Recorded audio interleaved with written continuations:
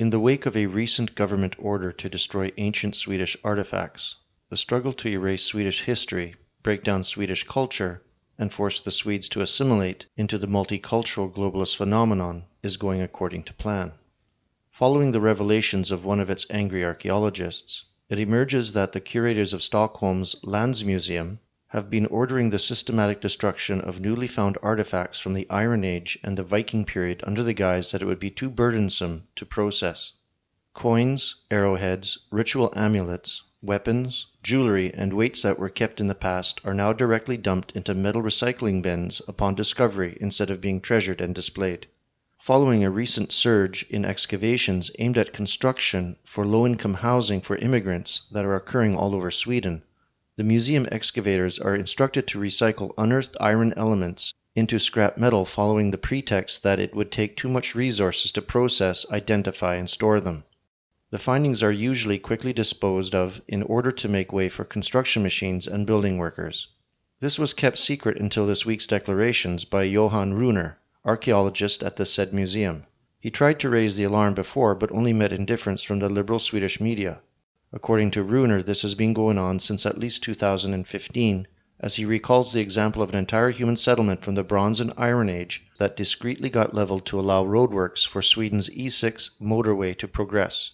We do not know so far if this practice only incriminates this museum or isn't part of a greater scale. Runer explains that the archaeologists cannot themselves auction the findings to the private sector as it would encourage crooks and robbers to then resell the treasure. The money argument for a national museum implanted in one of the most prosperous countries on earth, for now, before the new Swedes do what they do best, does not make sense. There is no shortage of funds in Sweden to host more refugees and promote multiculturalism in every media, but the money seems to vanish when it's time to preserve European common heritage. The tragic aspect of this situation is that those construction works that unearth the artifacts destined to be destroyed are probably the new buildings needed to house the freshly arrived migrants that the Swedish government is so eager to welcome. Talk about full circle. Archaeological artifacts made of iron are altered by time and roughened by the terrain. No one can really judge of their quality and uniqueness until they have been processed and restored. In this particular case, no chance is taken, and anything made of metal that is not well conserved is ditched. It was even kept relatively secret until one researcher could take it no more, and had to tell the world. Why did they not invite other museums around the globe to collect and protect their artifacts in their name if money was still an issue? Why don't they store them in labeled wooden boxes as it was done for hundreds of years? If not, let them ask for voluntary work to take care of the findings, or let it be given to the native people that are interested in this culture. Even if they were used as doorstops or cutlery, they'll take better care of it than any Swedish liberal government. Terminally ill patients suffering from liberal cancer, like Alice Bah Kuhnke, New Swede, and Sweden's Minister of Culture, are the ones that now approve those decisions and define what should compose Swedish history and choose what will be Sweden's future. It also follows recent claims from leftists that ancient marble statues made thousands of years ago are actually racist and were specifically used to whitewash history. And lately, the BBC used an incompetent feminist professor's views to create an educational cartoon where, among other things, Roman centurions in Britain were black. In one of the episodes of this series, the Proto-Scots, or Picts, were depicted as black barons.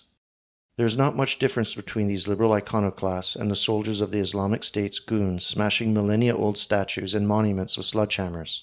In both cases, those who destroy claim that the targets are false idols, the first against a multiculturalist future and the latter against Allah.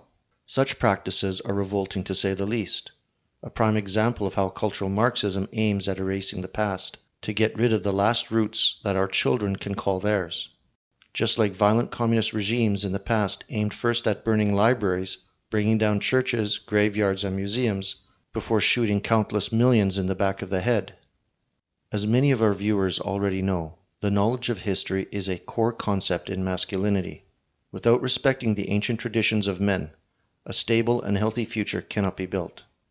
By destroying elements attached to the idea of Viking culture, which valued financial success, bravery, and putting one's people first, Sweden's self-loathing decision-makers try to erase the few traces that show Sweden as something else than a multiculturally infected petri dish.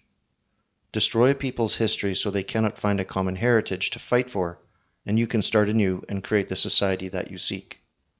These, then, are the predictors and social softening techniques used by Western liberal global homo democracies in the run-up to their full-spectrum genocide of ethnic European populations.